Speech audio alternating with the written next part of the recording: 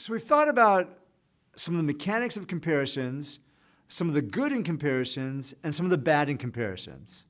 So the question I want to think about now is, how do we find the right balance?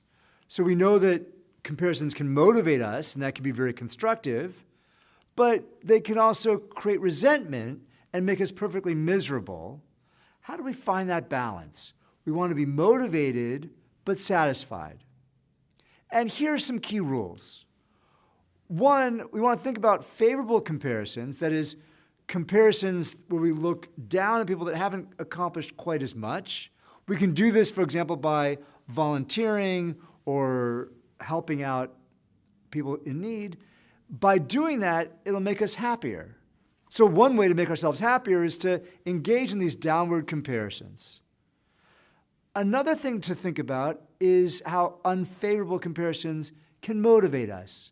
So just as we thought about with the Michigan-Duke game being down by 1 at halftime, we can be incredibly motivated by these comparisons, or the Sputnik example. These unfavorable comparisons can push us to great efforts, to new heights.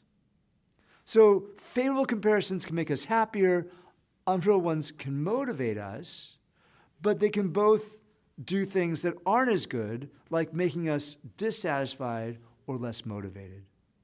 We can think about comparisons in the negotiation process, where they both motivate us and influence how happy we are.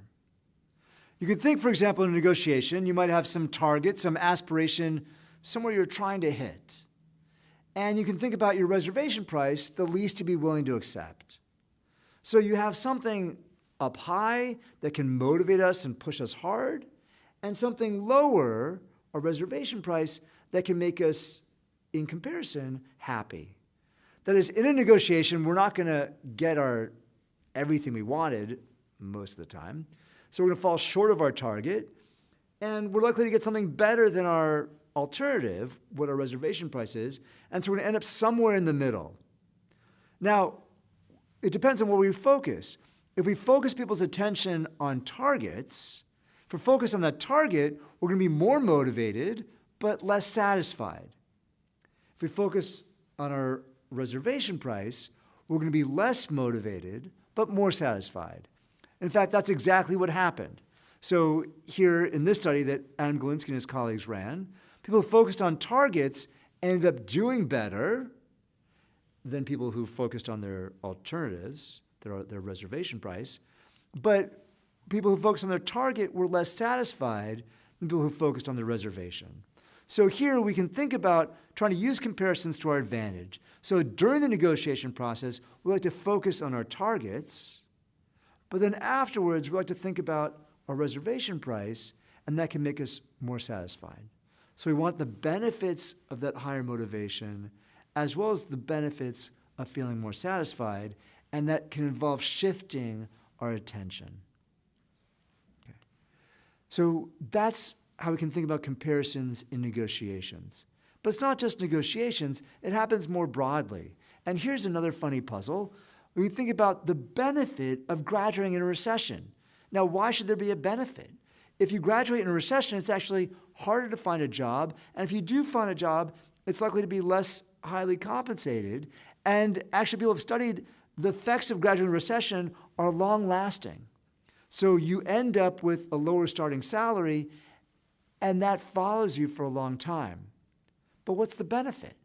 Well, it turns out people who find a job in a recession are actually much happier, even though they're making up to 15% less. They're happier because of the comparison. They're happier because they actually got a job, and they realize that many of their peers ended up doing less well. So here we can think about comparisons helping us make sense of a lot of unusual phenomenon, both in negotiation and in our workplace and more broadly. Here are 3 key principles of social comparisons. I want to think about 3 key things that help us find our balance. The first idea is that we want to think about comparisons that go in or out of order. Now, by in or out of order, what I mean is this the expected comparison outcome that was anticipated? So if we're competitors, what do we expect? if we're siblings, who's older? So we talked about David and Ed Miliband. David, the older brother, was bested by his younger brother. Now, in contrast, think about the Kennedys. So here we have the Kennedys, where these siblings were going in order, where the brothers collaborated because they were helping each other go from one step to the next, and they went from one step to the next completely in order. The same is true in tennis. We think about one of the most dominant sibling pairs in tennis, Serena and Venus Williams. Now, more recently, Serena has dominated on the tennis scene. She's eclipsed her bigger sister, but things went in order. It was Venus, the older sister, that was dominant first, and Serena even said that as she was growing up, everything was about Venus. That's how it was supposed to be. And there, when Serena began to win and beat Venus, she was going in order. And even though she now has a much more impressive record, that going in order turns out to be very important. And it's actually enabled them to be incredibly effective as doubles partners. In fact, they have one of the most impressive doubles partners records of all time, where their record is 21-1 in women's doubles finals, and they have 3 Olympic gold medals to share. So going in order is one of the key principles of making comparisons work. The other key idea is providing opportunities to compete in the future. So one thing that's particularly painful about, say, the Olympics is that for many athletes, this is their one chance. For Abel Kivett, for example, he lost out. He'd never won the gold. It was not in that race, and there wasn't another future opportunity for him. So if we have opportunities to compete in the future, those comparisons are going to be less intense.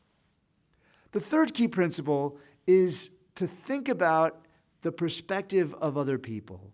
When good things happen to us, we often are pretty happy, and people will say, "Oh, I'm so happy for you, you really deserve it." They might or might not be. That is, they might be privately quite upset, but we don't typically get to hear that. To suggest that these comparisons are really quite intense, and it really is a phenomenon that travels cross-culturally quite well, I want to share a Russian parable. And as a lot of parables happen, there's a man who finds a lamp, rubs it, a genie emerges, and the genie says, "You can have any wish you want." But here's the twist. In this case, the genie says, the twist is your neighbor gets double. So you can have anything you want, but your neighbor gets double. Well, the man paces back and forth, rubs his brow, thinks very deeply and hard about it, and finally says, I know what I want. I want you to poke out one of my eyes. Here we can see that the comparison process is so intense, it's so invidious, that here the person's so worried about having something good because the neighbor in comparison will do even better. And so sort of think about these comparisons. It's important, even when good things happen to us, to recognize that others are going to make these comparisons, and they might be less satisfied, at least than they might appear outwardly.